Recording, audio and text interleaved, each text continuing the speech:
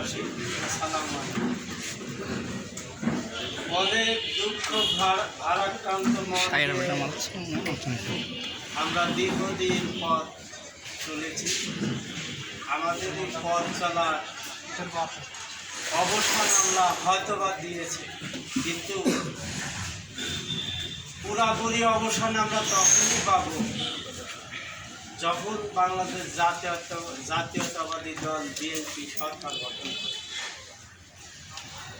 আমি ইউনিয়ন বিএনপির পক্ষ থেকে সকল পর্যায়ের নেতা কর্মীদেরকে উদাত্ত আহ্বান জানাবো, আপনারা যে সহনশীলতার পরিচয় বিগত সময় দিয়েছেন, এই সহনশীলতা মনোভাব নিয়েই আগামী নির্বাচন পর্যন্ত, যেহেতু এটা অন্তর্বর্তীকালীন সরকার, এটা 3 মাসও থাকতে পারে, 6 মাসও থাকতে পারে, 9 মাসও থাকতে পারে, আবার এর চেয়ে বেশিও হতে পারে, আবার নাও পারে। হ্যাঁ, আমরা সবাই নির্যাতিত, এই বিএনপি যে করে সেটাই ছিল এক সময়কার অপরাধ। আমরা এইভাবে বিগত 16 বছর আমরা কেউ কোনোদিন মিটিং মিছিল করতে পারিনি। আমরা বিএনপি যেই করে সেই রাজাকার। যাই হোক, আপনারা অনেক দুঃখ কষ্ট পথ অতিক্রম করে এ পর্যায়ে আপনারা বা আমরা সবাই মিলে আসতে পেরেছি। এই জন্য মহান আল্লাহ দরবারে লাখো কোটি শুকরিয়া। আর আপনারা হয়তো সবাই অবগত আছেন, আমরা যে আজকে যে বিষয় নিয়ে আমরা উপনীত হয়েছি, আপনারা জানেন যে বাগাতিপাড়ায় নাটোরের ইতিহাসে, উত্তরবঙ্গের ইতিহাসে প্রথম মন্ত্রী জনাব ফজলুর রহমান পটল সাহেবের 8ম শাহাদত বার্ষিকী, ওনার রুহের মাগফিরাতের জন্য আমরা এসেছি।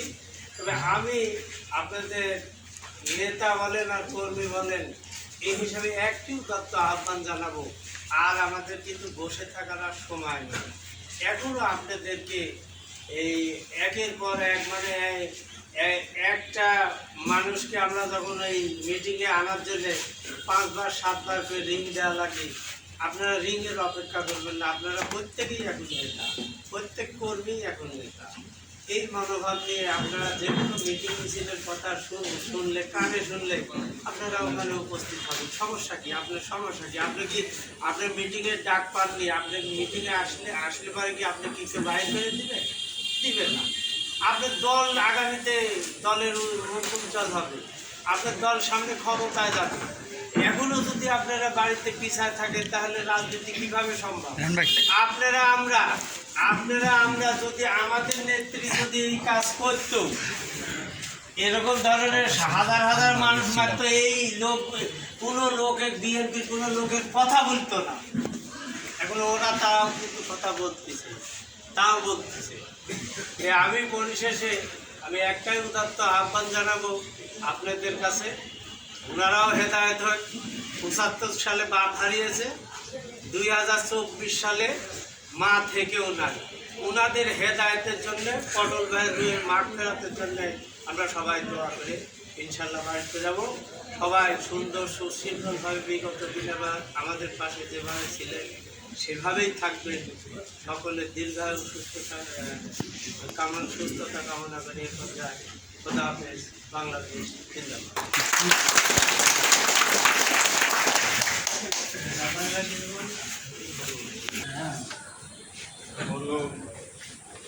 ফজলুর রহমান পটল সাহেবের 8ম মৃত্যুবার্ষিকী উপলক্ষে সভাপতি এবং সমাবেশ আমাদের জামনগর ইউনিয়নের চেয়ারম্যান গোলাম রব্বানী, উপস্থিত জামনগর ইউনিয়নের সাধারণ সম্পাদক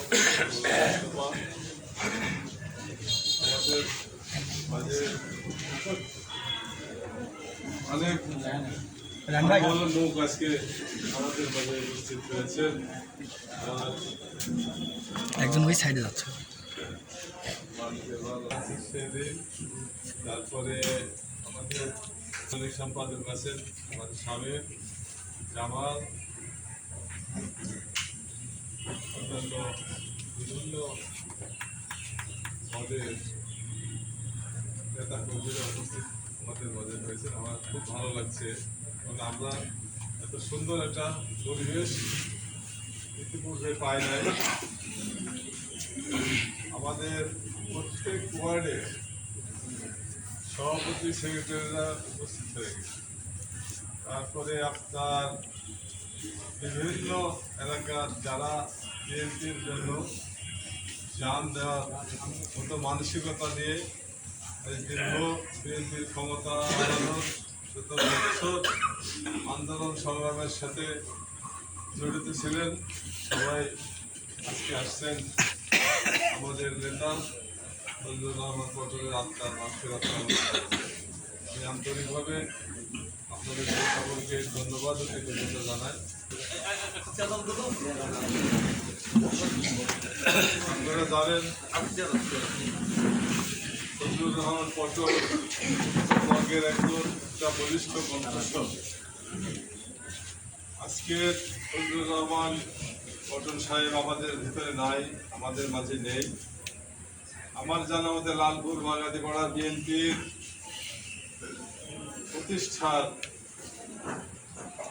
প্রতিষ্ঠাতা একজন মানুষ, যিনি বাংলাদেশের নাটোরের প্রথম মন্ত্রী, সফল মন্ত্রী। তার কৃতকর্ম, তার চলাফেরা, তার সংগঠন। উনি একজন ছাত্রনেতা ছিলেন, রাজশাহী বিশ্ববিদ্যালয়ের ভিপি ছিলেন। তার ঘনিষ্ঠ কণ্ঠস্বরে নাটোরের ঢাকার রাজপথ একসময় কাঁপত এবং এই তার বক্তব্যের মধ্যে দিয়ে জাতীয় বাগাতিপাড়া লালপুরের মানুষও সারা বাংলাদেশের মধ্যে একটা পরিচিতি লাভ করেছিল।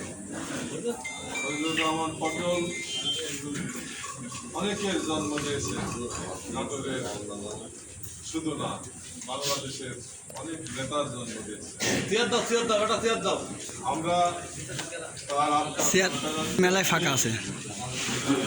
আজকে আপনারা জানেন ওনার মৃত্যুর পরে বাংলাদেশ জাতীয়তাবাদী দলের ওনার সহধর্মিণী কামরুন নাহার শিরিনকে গত 18 সালের সংসদ নির্বাচনে লালপুর বাগাতিপাড়া থেকে মনোনয়ন দেওয়া হয়েছিল।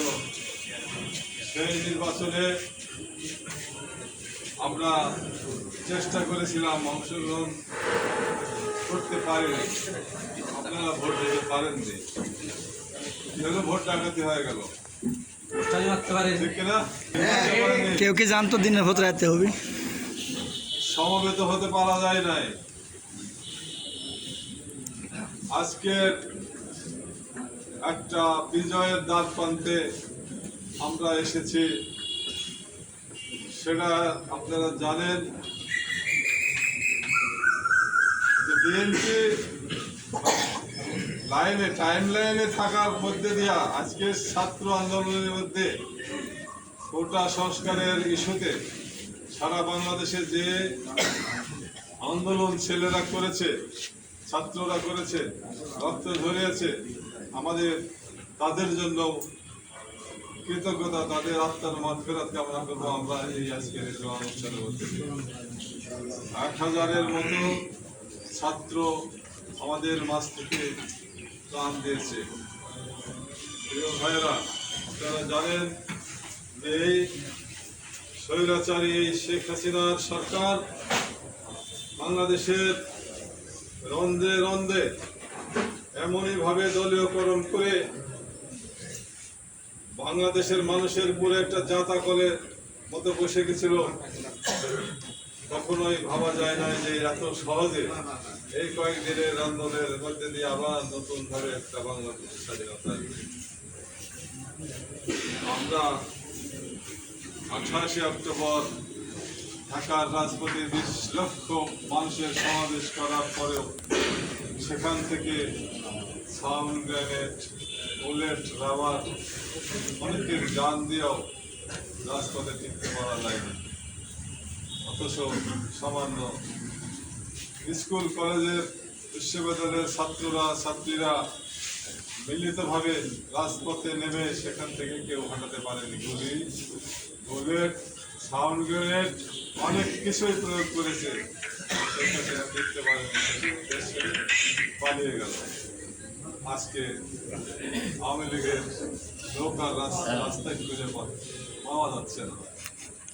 এত বড় শক্তিশালী আপনি বাজারে আসেনি কে? আপনি একজন দলে জীবনের বাজারে আসেনি কেন? অন্যায়ের একটা শেষ সমাধান আল্লাহ পাকের তরফ থেকে এমনি ভাবেই নেমে আসে। আপনারা সকলেই বুঝতে, আমাদের কিন্তু বেশি খামতি হয়নি। বিএনপি এত শক্তিশালী দল, একমাত্র আওয়ামী লীগের মোকাবেলা করার দলই হচ্ছে বিএনপি। ঠিক। বিএনপি ক্ষমতা আসতে পারেনি। একটা পরিবর্তন ছেলেরা, আমাদের ছাত্র ভাইয়েরা নিয়ে এসে দিছে। আমরা সেটা ভোগ করার আশা করছি যে আবার একটা সুষ্ঠু নির্বাচন আমরা পাব। এই অন্তর্বর্তীকালীন সরকার বলেন, তত্ত্বাবধায়ক সরকার বলেন, যে নামই আমরা বলি সেই জিনিসটাই আমরা চাচ্ছিলাম। বিএনপির সংগ্রামী ছিল ওইটাই যে একটা অন্তর্বর্তীকালীন সরকারের অধীনে একটা সুষ্ঠু নির্বাচন দেওয়া। কিন্তু সেই নির্বাচন তো দেওয়া, প্রতিবার সে লুট করে, প্রতিবার সে বিভিন্ন কায়দায় লুট করে ক্ষমতায় চলে যায়। এই জায়গা থেকে একটা আশ্বস্ত আমরা হতে পারছি যে আগামী দিনে আমরা একটা সুষ্ঠু নির্বাচন করব, এবং এই নির্বাচনের মধ্যে দিয়ে আমাদেরকে সংগঠিত হয়ে আমাদের সিল, আমাদের জনতার সিল, আমাদের বিশ্বাসের প্রতীকে দিয়ে বিএনপির সরকার গঠন করতে হবে এবং ক্ষমতা নিতে হবে। এই সময়টুকু আমি আপনাদেরকে অনুরোধ করব, আপনারা কালকে আমাদের কামরুল নাসির, ফজলুর রহমান পটল সাহেবের ছেলে এবং মেয়ে আসছিলেন। অনেকেই গেছেন, অবশ্য অনেকেই যেতে পারেননি।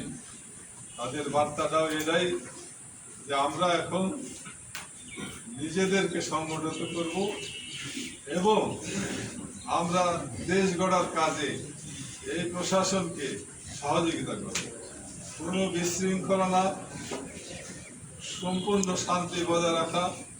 এই দেশের সংখ্যালঘু না, হিন্দু না, সবাই আমরা ভাই ভাই একসঙ্গে মিলে মিশে আমরা থাকতে চাই। অনেকে ভুল বুঝে অনেক দূরে চলে গেছে, তাদেরকে আমরা সংশোধন করব এবং ভালো কথা বলে তাদেরকে কাছে নিয়ে আসবো এবং এই দলকে সুসংগঠিত শক্তিশালী একটা বিএনপি আমাদেরকে করতে হবে। আমার জায়গা থেকে আমি, আপনার জায়গা থেকে আপনি। বিষয়টা বুঝতে পারছেন তো? ঠেলাঠেলি করা, ন্যাং মারামারি করার সময় কিন্তু এখন না। আবার তাহলে কিন্তু ষড়যন্ত্র হবে। আপনি জীবনের গতকাল কেউ একটা ষড়যন্ত্র হয়ে গেছে। তত্ত্বাবধায়ক সরকারের শপথ গ্রহণের সাথে সাথে তারা একটা সুপ্রিম কোর্টের বিচারপতি তো তারা নিয়ে গেছে আওয়ামী লীগ এবং তার দলের ক্যাডার তাক দিয়ে একটা টু করাতে চাচ্ছিল যে এই তত্ত্বাবধায়ক সরকার অবৈধ। একটা বিল নিয়ে এসে সুপ্রিম কোর্টে এটা আশ করাবে। হাসিনার বেটা বিদেশ থেকে চলে আসছে, যারা মাত্র পদত্যাগ করে নাই, পদত্যাগ করে নাই। এরা অবৈধ সরকার। আর গোপালগঞ্জের লোক রাস্তা দাঁড়ায় আর্মিদের সাথে মারামারি করতে লাগাইছে। হিন্দুদের প্রেস ক্লাবে দাঁড়ায় দিছে মানে আওয়ামী লীগের সেই জায়গায় আবার ছাত্ররা কিন্তু কোর্ট ঘেরাও করছে। তাই সুপ্রিম কোর্ট আবার ঘেরাও করে এই পরিকল্পনা নস্যাৎ হয়েছে এবং চাপের মুখে বিচারপতি রিজাইন করতে বাধ্য হয়েছে। রিজাইন করছে এবং সাথে সাথে 7 জন আরো আপিল ডিভিশনের জাস্টিসও রিজাইন করতে বাধ্য হয়েছে। একটা স্বস্তির জায়গা পাওয়া গেছে। এখনো আরো সংগ্রাম বাকি আছে, আরো জায়গা আমাদেরকে দিতে হবে। এই জন্য ঐক্যবদ্ধ থাকতে হবে আমাদেরকে। কখনোই কারোর সঙ্গে কোনো আমরা নিজেরা করবো না। আমি খুবই অনুরোধ করছি আপনাদের কাছে, আমি কথা বলতে হবে যাই না, তাদের সাথে আমি কথা বলবো না। তারা এতদিন এই করেন ওই করেন, আসুক নাকি আমার সাথে থাকলে আমার দলের তো ভোট দিবে নাকি না, আপনারা কি মনে করেন? আমি এই কথা করি আপনারা বলার জন্য আমার খুব ভালো লাগলো আর কি। সবাই ইউনিয়নের আমরা যারা আছি শান্তি শৃঙ্খলা বজায় রাখার জন্য যথেষ্ট। আপনারা এই কষ্ট করে আসার জন্য সকলকে আন্তরিক জানাচ্ছি এবং আপনাদের কৃতজ্ঞতা জানাচ্ছি। আপনাদের সুস্বাস্থ্য কামনা করে আমি আমার বক্তব্য শেষ করছি। আল্লাহ হাফেজ। বাংলাদেশ জিন্দাবাদ, বাংলাদেশ জাতীয়তাবাদী দল জিন্দাবাদ, খালেদা জিয়া জিন্দাবাদ, তারেক রহমান জিন্দাবাদ। সবাই